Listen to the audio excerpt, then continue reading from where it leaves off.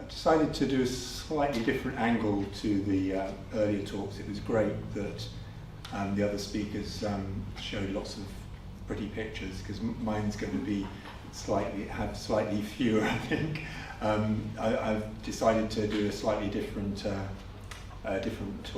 type of talk. Basically, I thought I'd focus a little bit on the commissioning process and go into a bit more detail on one commission, sort of to drill down a little bit.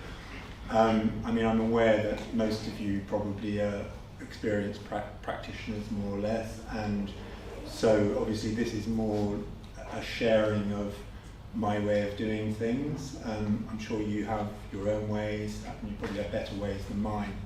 So when I saw the words best practice, I thought, I'm not sure if I'm qualified to say whether my practice is the best practice or not. But it's a good way of eliciting a discussion about different ways of doing things and sharing ideas. So that's really the spirit in which I'm sort of giving the talk. Yeah, but I just thought it'd be interesting to give you a flavour of how I work, and a particular example of a commission that I've been working on, and how that came about, and what the process of designing. So I'm going to start off with, well, I've enough waffle. Let me start with this first slide. Right. The reason I've chosen this wonderful picture that I absolutely love, I don't know if you know it, but it's the Paul Gauguin, Where Do We Come From, What Are We, and Where Are We Going?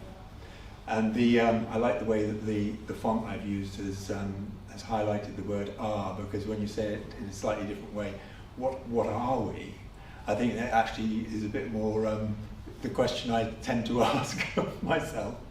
But the reason I've chosen this is because I think there's a metaphor in here about the artistic process, and about the different phases, or different, if you like, modes of operating as an artist. So just to very quickly fill you in, I won't spend long on this, but basically it's a cycle of life, and you've got on the left, you've got the young person learning from the older person. This is my interpretation, by the way. And then you've got the gods of the community. So there you've got beliefs, you've got passing on of knowledge and experience, and the young person sitting learning. So you've got people growing up. That I've called creative learning. And then the figure in the middle, and around about roughly in the middle, is sort of picking the fruit, which is sort of, I think, is a little bit like the craft and trade. That's like we've got our skills, we've done our education, we've learned from our masters.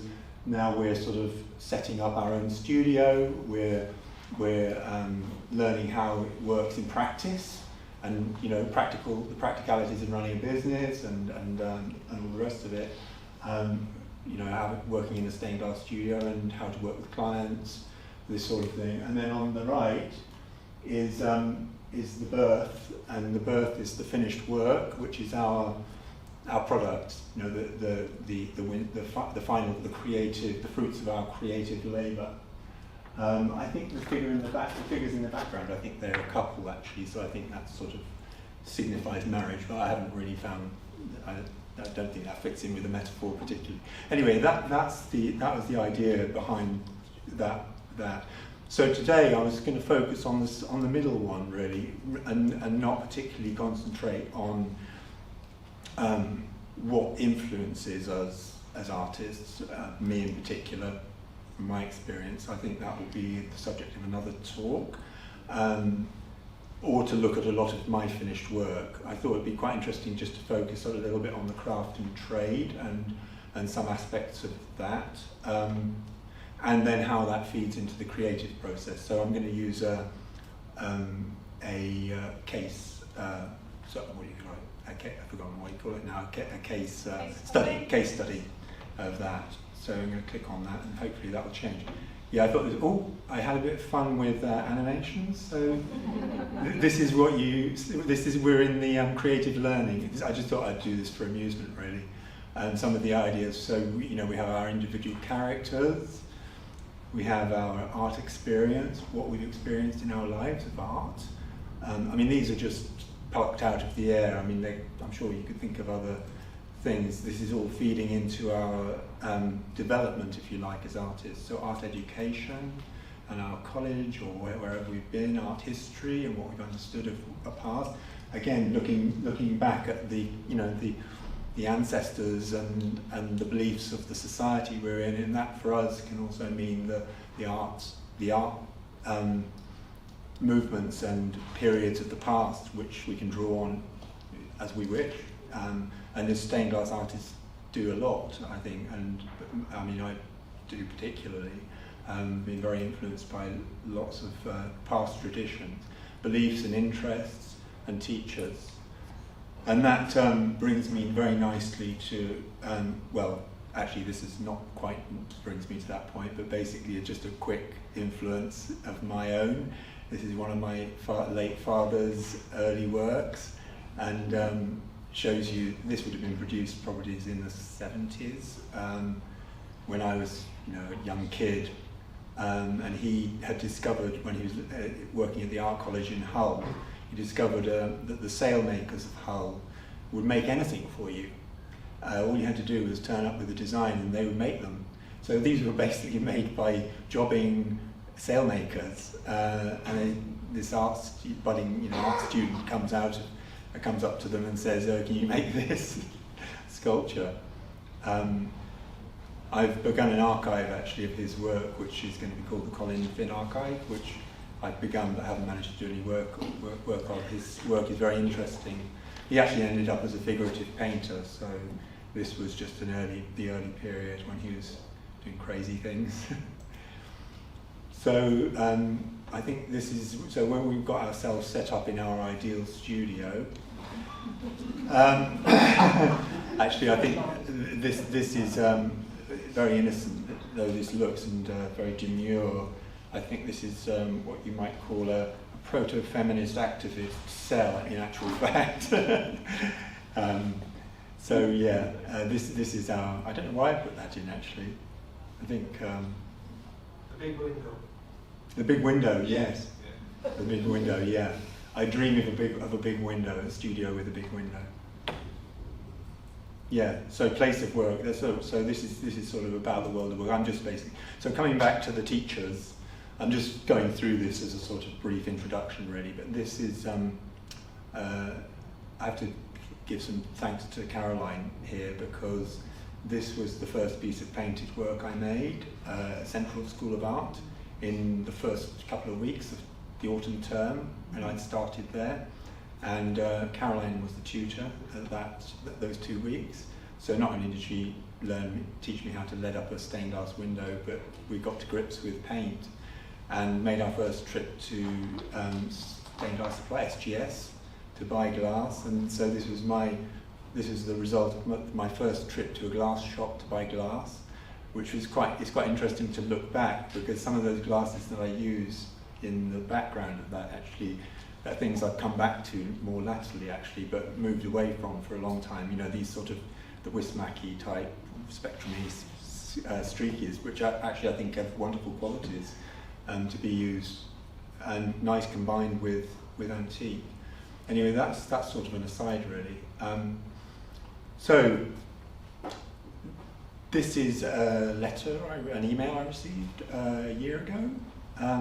Yeah, I received your contact information from the Diocese of Chelmsford Advisory Committee, and I'm hoping you might be able to help with some questions about drawings for stained glass windows found in one of my churches, or perhaps point me in the right direction.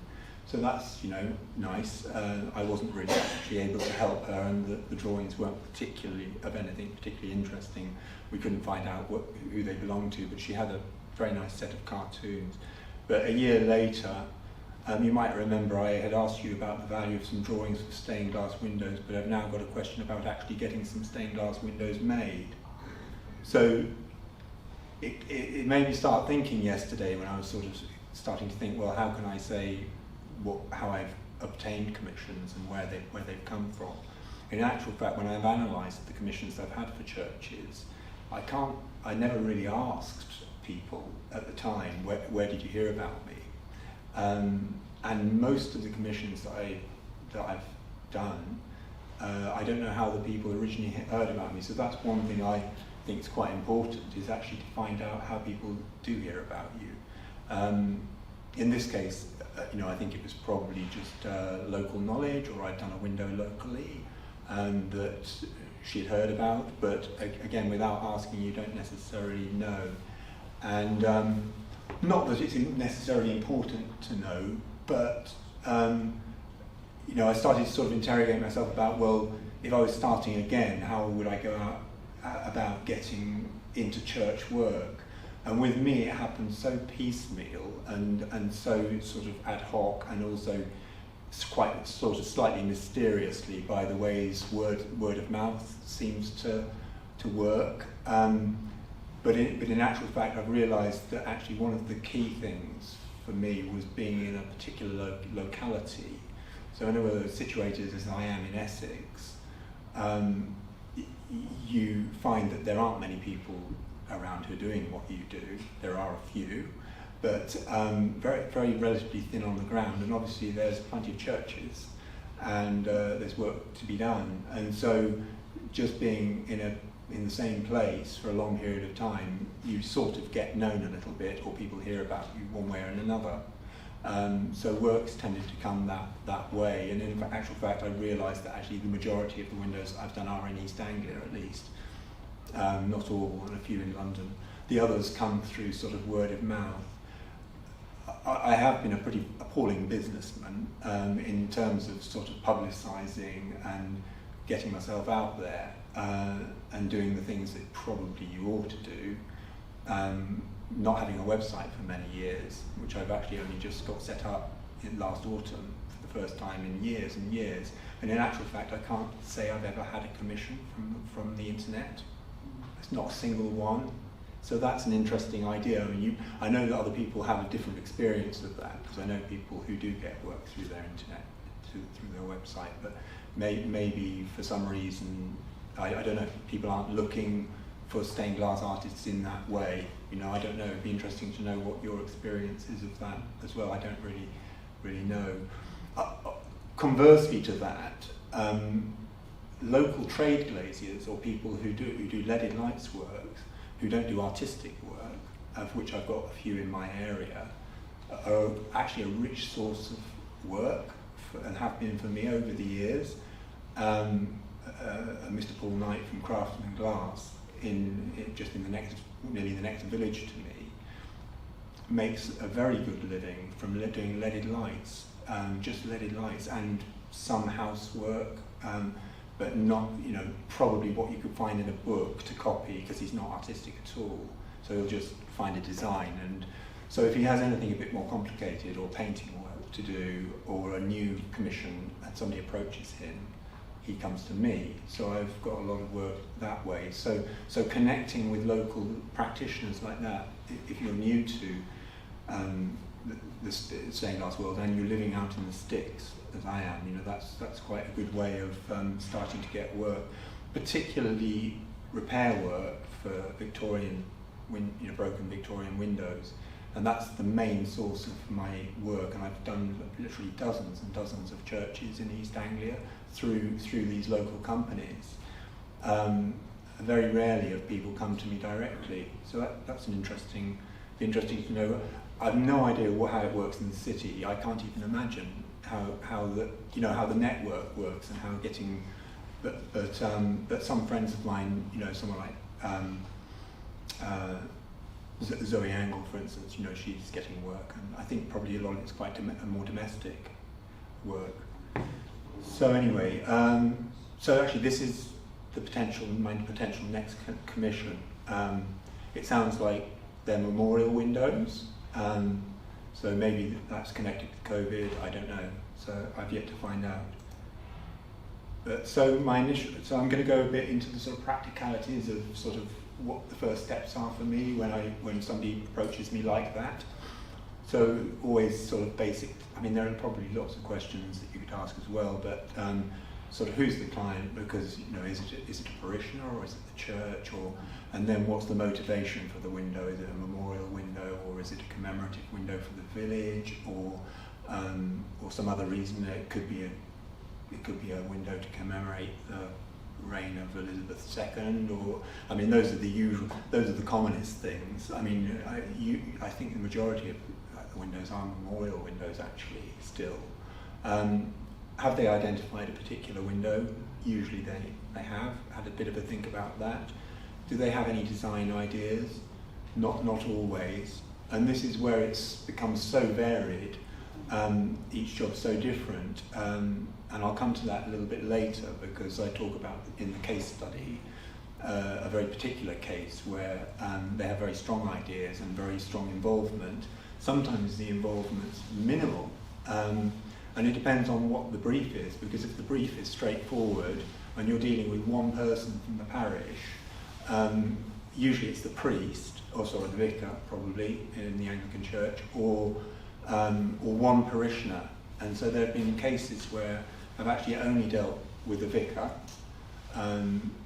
and other cases where I've only dealt with one parishioner, usually quite strong characters. And you think, how can they put themselves in charge of this whole process for having a new stained glass window? One in particular, I did a window of Martha and Mary, where that was just, I didn't even see the vicar ever. I never met them, or I maybe met them once, but he didn't seem to have any involvement at all. So you just accept it and just carry on like that. If that's the arrangement, that's the arrangement. So it's about being adaptable, but it's quite important in terms of who you're dealing with, and what their thinking is. So you have to find that out really from the beginning. The budget at the beginning isn't a very important question. I never really, I don't think I really asked, do you have a budget? But sometimes they'll say something like, one parishioner has offered £1,000, how far will that go? And you say, not very far, probably. Well, maybe not in those words, but or that tone. But yeah. So but the point is, they often have no idea. So, and they're wanting to sort of know initially, is this feasible? Is it doable? Do we have the money to do it? So do need to have some idea. And so then I usually offer to give them a guide price, and pricing, talk for a length of that, but I won't. But I've spent many years struggling to get my pricing sort of anywhere near right for windows, and it used to be a lot worse, and I think I got better at it. But I don't find it easy, and actually even that question, giving them a guide price, I drag my feet on that, and sometimes think, oh, I can't really break it to them, how much is it really? And also, to be really honest, not to undersell yourself, underprice. I don't know why, it's just maybe my character. I have a natural tendency to want to underprice, to make it acceptable, rather than saying, this is what it's worth, it's a lot of money, but take it or leave it sort of attitude. But it's always a little bit of a kind of dance around, what somebody's willing to pay. And nowadays I tend to think, well, just go for it, do what you think it's going to be, plus, maybe add a third on top, because you're going to underprice it, and then see how it goes from there. If it seems too much, then you can maybe negotiate down. It's much harder to do it easier to do it that way than to negotiate up. So I do think it's better to be to go in higher. But yeah, as I say, we could talk. So suggest ideas for imagery, which initially I just do verbally, because it's the kind of thing that's free. You can think about in the car, and you might come up with some ideas. You get them to send them a photo of the window, and then start chewing some ideas over, but not giving it too much thought, because you're waiting to see who the client is and what their requirements are. You have no idea. If it's a memorial window, you're going to have a conversation with the client. So suggest to meet on site and to talk about it further. And then I've brought you some handouts, which partly for me to make me feel more reassured that I'm giving you your money's worth, that you've got something to take home with you. You can tell I come from the country, that I've got them, I bring my photocopies to the talk in a wicker basket. So yeah, the handout I've given you there is, what I do is I send a sheet about the commissioning process and stages of making a window, because I think actually just a little bit to give them, to preempt, they may or may not know some of it or all of it, and so to give them some idea of what's involved. And you'll see from the sheet, you know, it's sort of basic things like what a stained glass window, how it's made, you know, that you're using glass, and about a little bit maybe about bars and things to point out that there are supporting bars, and there may be external ferramenta explained in reasonably sort of simple terms.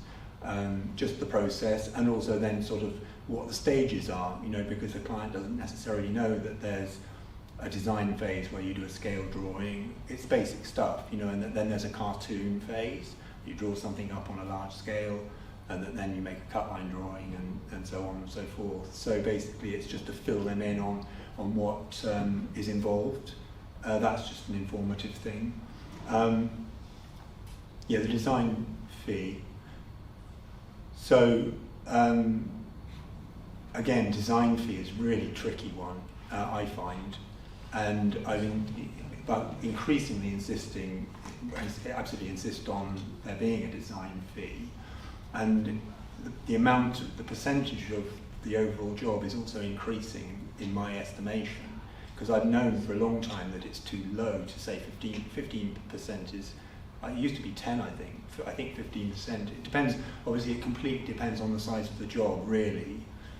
You know, in a way, the bigger the job, proportionally it's maybe less work, because, you know, if you have to do a small design, it may still be an awful lot of work. But for a complex design like the one I'm going to use in my case study, it's taken a year and 3 months to go from being contacted to come up with a design. And I've actually worked out on my timesheets that I've spent 200 hours on the design, just the design work. I mean, that sounds crazy. If you work it out, that's about 5 weeks' work full time. So, I mean, I may have been doing some of that in my spare time, you know, computer work in the evening and so forth. But it does just mean that it can, and this may be something that's very particular to me as well, because I do struggle with the creative aspect of making designs. I always have. I found it incredibly difficult to come up with designs, especially if the brief is a challenging one.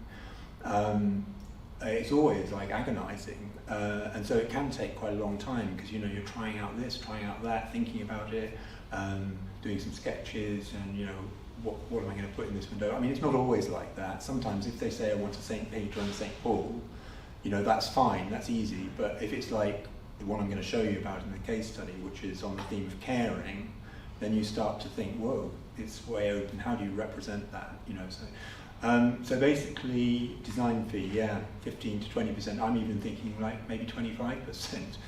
You know, actually, it sounds crazy, but by the time you've got the design, you're kind of, when you're not, I can't say you're halfway there, but you are like a third of the way there, I think. Because actually translating that into a cartoon, which is another whole chunk of work, but and that's difficult, takes work, but you know what you're doing. You're sort of just enlarging and putting more detail in, but fleshing out, and then the making, in a way, isn't the major part of it necessarily. I don't think, anyway. You know, you can push on quite quickly, as I'll show you later. So the statement of works. This is another key thing. This is what you might call a contract. Something I've taken to doing, which is basically another sheet you can take home with you. Basically, this is what I present to them, which is basically says what the theme is, the process, roughly, the costings, and stage payments. Because if it's a short job, stage payments aren't necessary, but if it's one that's going to drag on for a long time, then it's stage payments. And that I usually put in a little table with the percentage of the job that's for each stage. The team, if I'm working with other people, which I'm usually not, but sometimes am. Termination of the contract, which basically says that they can end the process at any point if they want. the proviso to that is that the stage payments to something will cover work that's been done up to that date, and that is obviously a very approximate thing because the stage payments. But usually that's really a get-out clause, because a parish may think you're the right designer for them from portfolio or whatever, and then you get into the design process, and then what happens if they find that you haven't come up with anything they like at the end of the day. You can't come up with a design they're happy with. That's never happened to me, but it could happen. And then they say, we don't want to carry, we want to find another artist. Actually, it has happened to me once.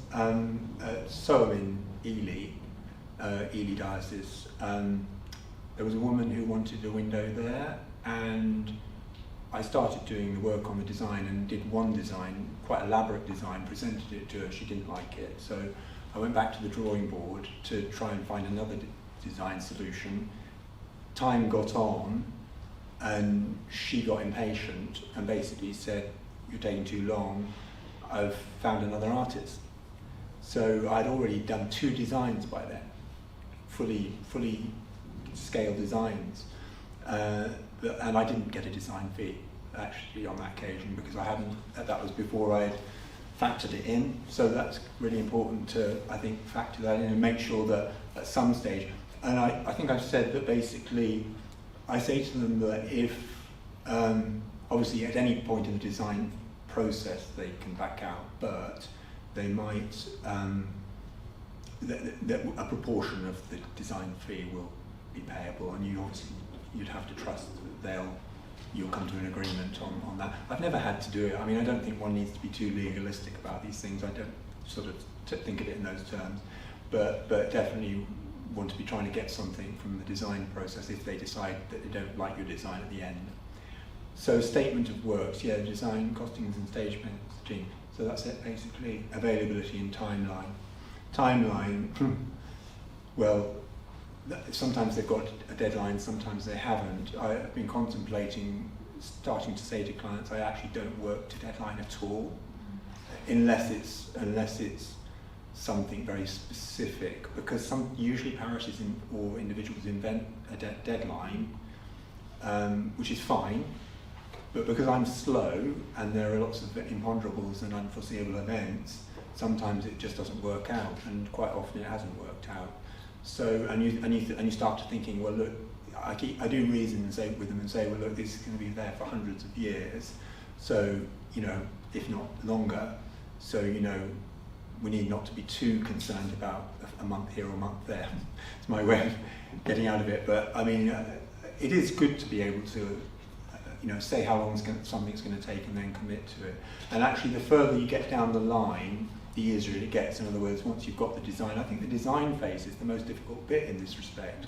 Like I said, you know, it can take a long time because actually there's a lot of toing and froing, going backwards and forwards from a committee, say, to yourself, and you making amendments, and then it going back again, and then eventually it's got to go to the DAC, and then they may have to send it to other organisations, and then they've got to respond, and then you've got to make changes even again. So this is why, as I say, the case study took 1 year and 3 months to design, because of that process taking so long. Having said that, now I'm making it. Well, maybe I'll come back to that actually, because I'll move on now, because that is actually the case study. So this is the case study. So basically, this is the church that I'm working on at the moment. It's taken so long to design. Caring, and the theme is caring in the pandemic. So really great theme, seemingly. Sounded like a good idea at the time. When it came to how you depict caring, I actually found it really difficult. This is the window. It doesn't look that big actually, but it's quite tall. It's 2.5 meters tall, so and 60 centimeters wide. So it's quite biggish. This was a window committee, millennium 1000th anniversary of the village. And a whole village celebration going on with lots of different events and things. So they did have a deadline, end of November, and they had booked the bishop, and I did have to tell them I wasn't going to make it on time, I'm afraid. Because back in March, when it was going to DAC, I thought, I'm going to run out of time on this, because I said it's going to need, I need at least 6 months. Probably not 6 months fully to make it, but in actual fact, maybe 4 months, but allowing for hold-ups and things. I won't go into this in too detail because it's technical stuff really, but you probably know all this anyway. Just taking templates on site. I use card and paper as card paper to begin with, and then card for the top lights of the window, which I then can slot in. If you don't slot them in and just use paper, sometimes when you actually fit the window, you've made it too big because it's quite critical on the tops. Because with this one, I won't be able to slot it up. It's going to have to go in directly, so it has to be made site size actually, or just a little bit bigger. If you make it any bigger than that, you won't get it in at all. So site trip to take templates is obviously the first stage of the process. I do that even before, actually to some extent before I even start designing, or around the same time, partly because it's good to know the scale of the thing that you're going to be working on. For little tracery lights, I use kitchen foil now for little tilly ones. I don't know what other people use, but I found them so fiddly and difficult that if you press kitchen foil in really tight and then just take it out carefully and draw around it and then do a cutout and adjust it, that seems to be quite a good way of working. I just threw this in. This is actually my mum at her village. She did an art workshop as part of their village community shop project, for which she got a BEM for her work in setting up a community shop. This is Wood Green in Hampshire, and they asked for an education programme for Whittlesford. Oh, sorry, I've gone too quick. We didn't do the education programme in the end because of COVID, but because my mum had experience in that community arts, I was going to involve her in doing some work with the children in the school because the committee wanted their involvement and the involvement of the community, so we did it a different way, and basically the children did some drawings. Not that I was going to expect it to use them in this case, but it was just more to involve them in the process of that the village was making a communal work of art. So starting off with the design, this was my first design sketch. The thing is, I'm probably not going to have time to go through this in detail. What I just wanted to take you through very quickly to show you how I work roughly now, and the number of mutations and the evolution of this design. Which hopefully you'll see one day. Maybe I can do. I think I'll need to do a talk maybe on just the window because there's a lot in it. But basically, my initial idea was to have a winter side and a spring summer side, and to have the one representing suffering and the pandemic, obviously, and the other side being a release from that and relief from confinement and from self-isolation and all the things that went with that.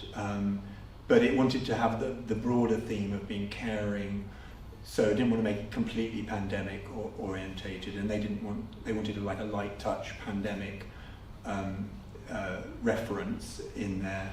So basically I just wanted to make it generally about the kind of things, difficult times people go through. So, and then the obverse of that. So basically I started off with a figure. The main figures in the window are a figure emerging from a kind of curtain. On one side, she's actually got a mask on in this, but she doesn't in the final. And another woman with a pram on the right-hand side in the spring and summer side, and they're holding hands across the mullion, and she's leading her out. So there's like a friend's one leading the other out of the gloom. The spring flowers at the bottom on the right. At this stage I had a maypole. I thought that a maypole with a crowd dancing and a crowd scene below it was good, but they said people won't know what a maypole is. I thought, really? Doesn't everyone know? I know what a maypole is. Anyway, that did get dropped eventually, and trees at the top. On the left-hand side, I had this idea of these. At the bottom, you've got an old man sitting in his sitting room and somebody delivering shopping to the door, standing outside, and I did it like a cutaway where you've got the inside of his rooms visible even though you're in the street sort of thing. and then lights shining out of windows. So my original idea was to have these windows with people in them, sort of in their own separate bubbles, right? And possibly also these kind of leaf shapes, which were sort of going to be like, again, faces of people in isolation. And I thought, well, you could do different things with that.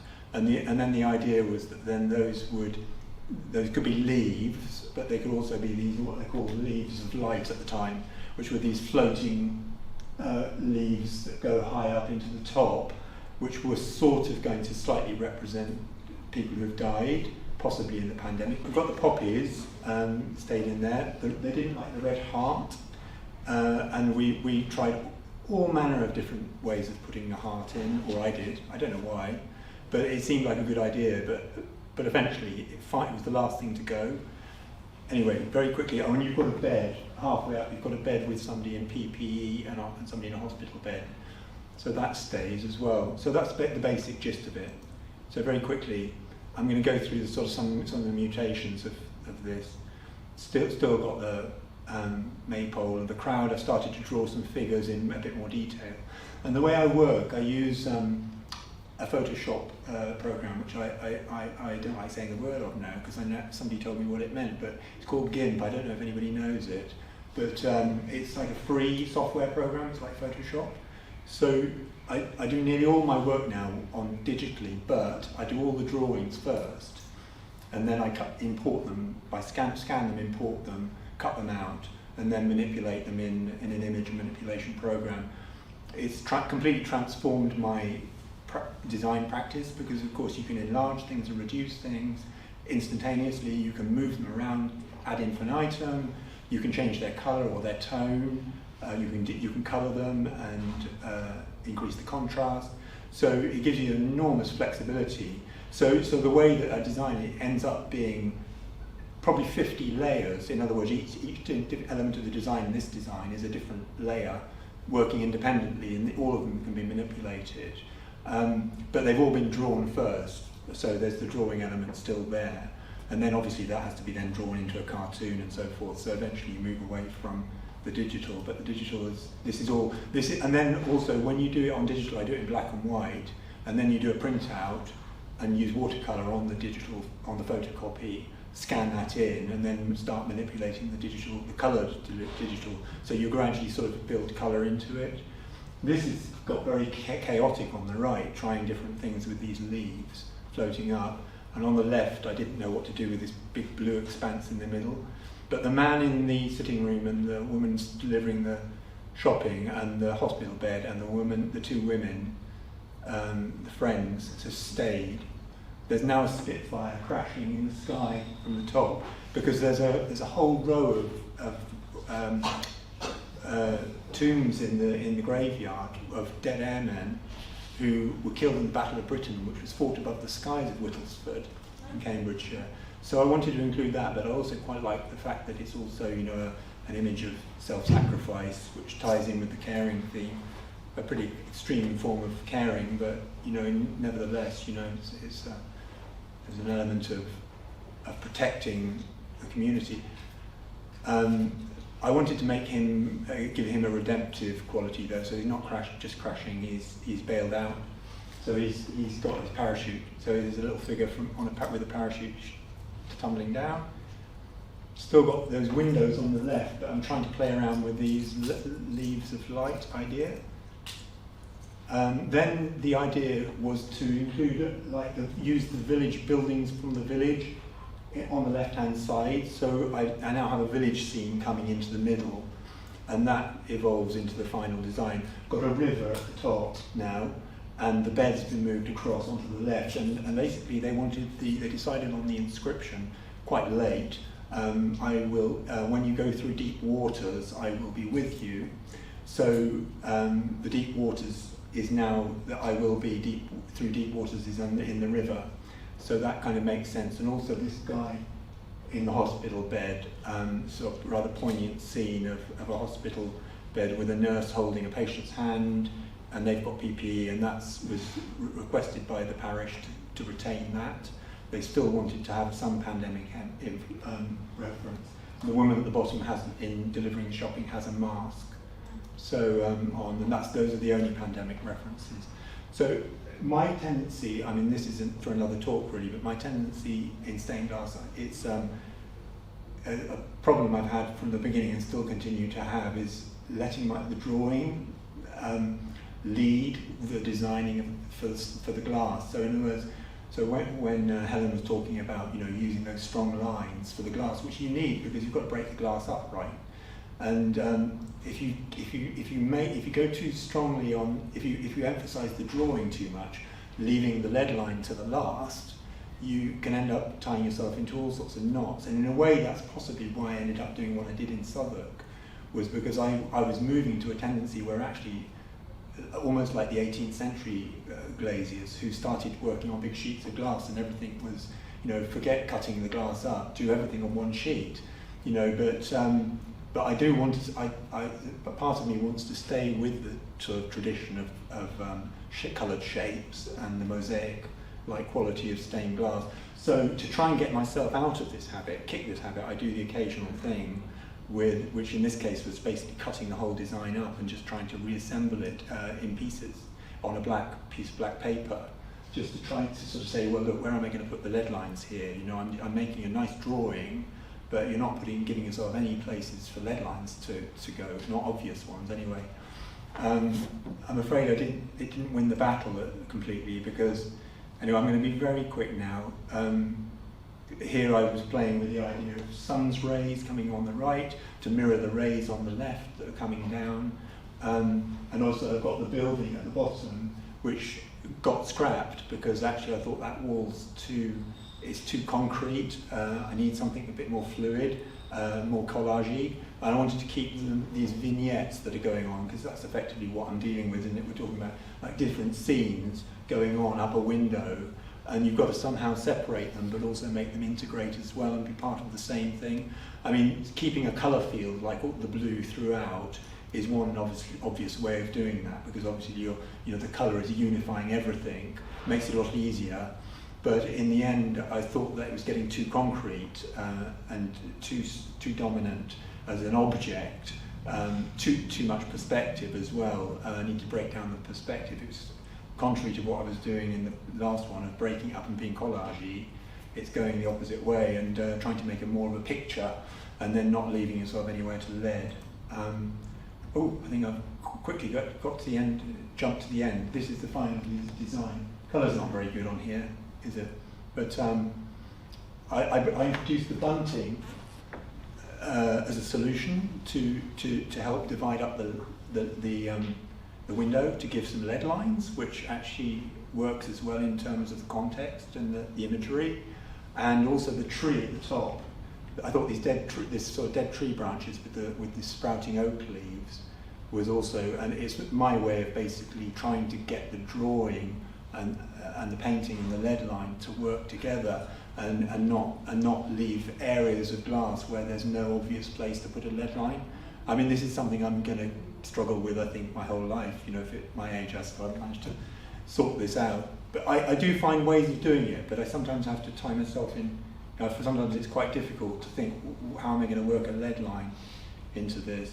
I think on the blue side it's easier because it's darker, so you can obviously disguise things. If you paint quite dark, you're going to lose the lead line in that, so you can do a bit more freedom there. So I've used the bushes and the hill. I'll move on almost quickly to the end.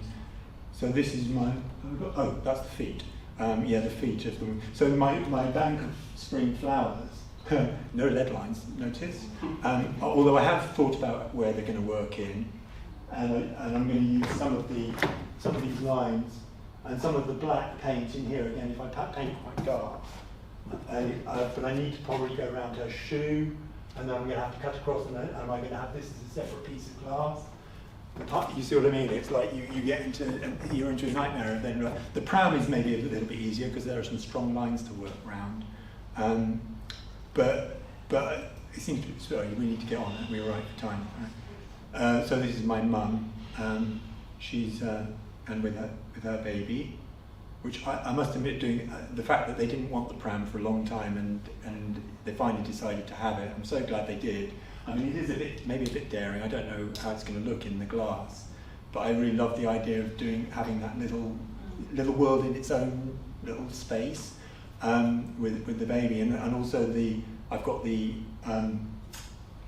rainbow coming down in the hood, and the rainbow mirrors the rainbow in the design, because there's actually a rainbow at the top of the.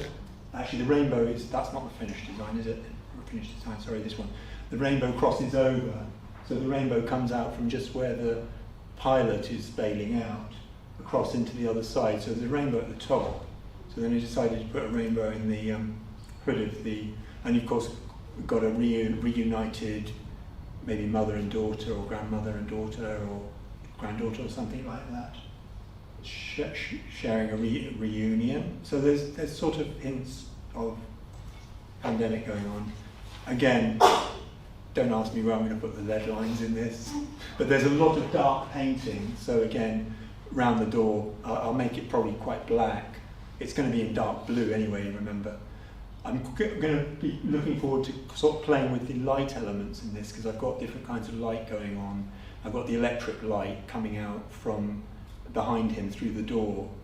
The clock, there's also a little bit of memento mori going on here, because of course he's elderly, and the clock's ticking behind him, and the light of the door opening behind him is potentially symbolic as well of passing into something else, who knows what. But behind him are the candle hands.